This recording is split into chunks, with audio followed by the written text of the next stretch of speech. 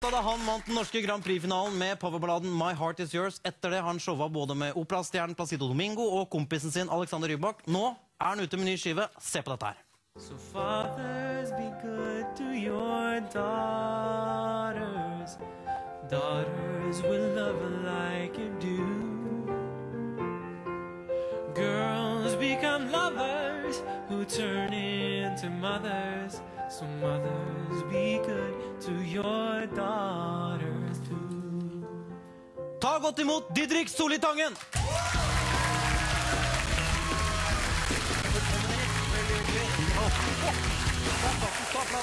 Det skjer hver gang, ikke tenk på det. Du, velkommen. Tusen hjertelig takk. Og gratulerer med ny plate. Tusen takk. Du, jeg må bare si det er en ære å være her.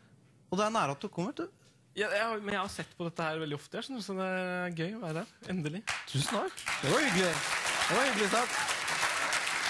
Kona mi sier at jeg må bli flinkere til å ta imot komplimenter, så han sier det var hyggelig. Tusen takk. Takk, ja. Ja. Og her er plata di. Der er den. Der er den. Debutplata. Ja, debutplate. Herregud. Er det ikke fint? Guilty Pleasures. Så kjekk også. Du har en sånn rød strek ved nesa. Jeg har den her også. Ja, du har den. Ja, den er fast. Den er et arr. Det er et arr. Fra hva da? Jeg var liten baby den gangen. 15 måneder gammel, faktisk. Og så var... Mamma de vet egentlig ikke hva som skjedde. Jeg hadde visst sittet alene i hagen og så lekt med et eple sannsynligvis da. Så hadde vi hund. Og den var veldig til å gi labb. Ja. Og da har jeg, hvis du ser helt i toppen der, så ser du at det er egentlig hele veien ned da. Så det har egentlig bare vært flaks at... Så mammaen og pappaen de passet ikke på deg? Nei. Nei? Ja, de har det. Jo, de har det. Men nå er du ute med første plata, og så har du fått litt sånn sprikende anmeldelser. Hvordan takler du det? Nei, det har ikke vært så veldig sprikende, har det det, ja? Jeg Det har vel vært ganske... Nei, men du, jeg må jo si at jeg er flink til å se positivt i det meste. Jeg må jo si at det er... Jeg har møtt mange artister opp gjennom i det året som vi holdt på. Du, og de sier det at det verste som finnes er jo å ikke bli anmeldt. All PR er god PR. Og det er jo plata di. Det er min plate, og fansen er fornøyd, og jeg er fornøyd, så da er det jo greit. Ja, det er jeg helt enig i. Men sånn som nå, når du, etter det året har hatt, når du gir ut den plata, er den mottagelsen du får fra publikum, vil den være liksom avgjørende for hva du skal gjøre fremover? Ja, den vil jo det. Altså, jeg kommer jo ikke til, hvis dette her går helt på trynet nå, så er det jo ikke sånn at jeg skal prakke på det norske folk enda en plate. Helt klart, jeg kommer jo til å... Jeg har jo alltid skolen til å falle tilbake på. Ja, for at sånn aldersmessig, du er jo en ung mann på 23 år, så man kunne tenke seg at du ville gått mer sånn pop, R&B-retning. Det er jo mange som har spurt om det spørsmålet der, og liksom, når jeg begynte med opera, jeg var kanskje 17-18 år, da jeg først begynte å gjøre dette greiene her, og da tenkte jo jeg også selv, hva kommer kameratene til å si? Og det er jo mange som har kødda med liksom, og sagt, når skal du få pondus, og når skal du bli feit, ikke sant? Ja, for operasanger skal være. Ja, og det har jo vært en greie som har vært...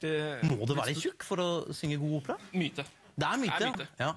Du gikk jo fra, altså, på ingen tid så gikk du fra å være ukjent til å bli kjendis. Ja, men... Hvordan, sånn, i forhold til pressehåndtering og sånn, hva slags erfaringer er det du har gjort der? Sånn som etter Grand Prix da, så var det sånn at jeg kom ut og var egentlig ganske happy. Jeg synes at jeg hadde gjort det bra. Plasseringsmessig så var det jo ikke så veldig bra, men jeg følte at jeg hadde gjort en god jobb, og at Norge hadde gjort en bra jobb, men Presse-Norge ville på en måte at jeg følte på en måte at jeg skulle komme ut og grine, komme ut på knærne bare, sorry, jeg klarte ikke bedre. Ja, men ikke sant, og det var liksom den følelsen som jeg på en måte har fått litt ofte, det med at man føler at jeg skal være så jævla skuffet hele tiden. Ja, at de vil ha alt fra deg hele tiden. Ja, men jeg er fornøyd med det som har skjedd, evig takknemlig, så jeg ser ikke noen grunn til å være skuffet. Nei, og det synes jeg er helt riktig holdning, og du har jo oppnådd mye. Ja, herregud. Men så tenker jeg også, sånn musikkstilmessig, er det noen annen sånn stilretning du er liksom forelsket i, kunne tenkt deg å Jeg er jo veldig glad i Frank Sinatra.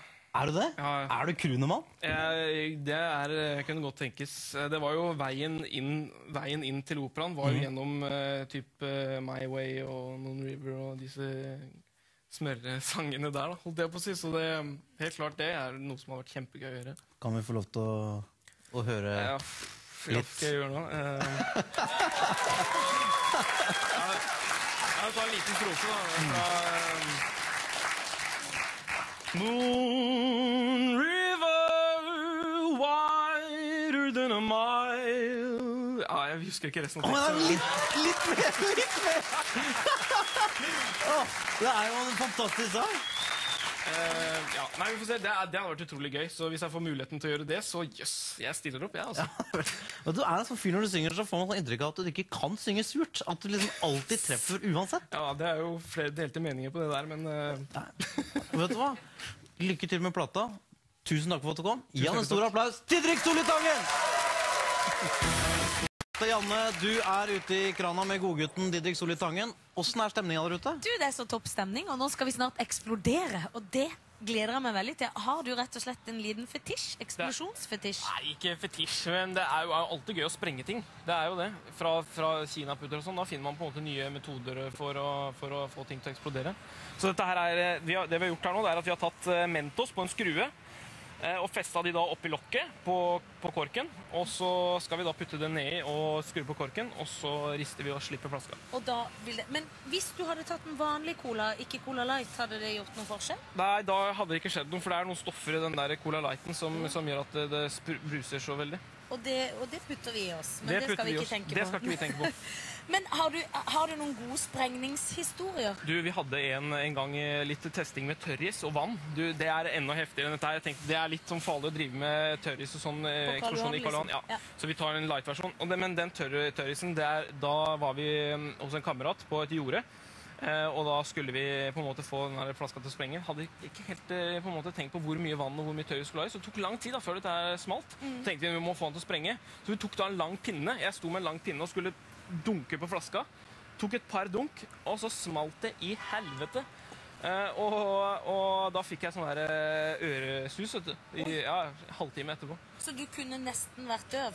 Nei, jeg tror ikke det var så ille, men det var høyt i hvert fall. Veldig høyt. Og du har ikke fått tinnitus av dette? Nei, nei, det er bra. Men du, skal vi putte disse Mentosene opp? Nå Jeg er gjør vi veldig det. spent. Nå setter vi det oppå sånn. Jeg er jo ikke så glad i høye lyder, men jeg gleder meg til dette. Men jeg tror ikke det blir så høy lyd. Jeg tror det blir mer sånn sprut. Mer sprut, ja. Så nå skal vi bare få skrudd den ordentlig på der. Ja, se her, nå kan vi se at den Mentosen er veldig lekkert. Og så snur vi rundt. Nå skal jeg bare sjekke trøkket. Snur vi den rundt. Og kjenner at trøkket vokser, og så slipper vi den.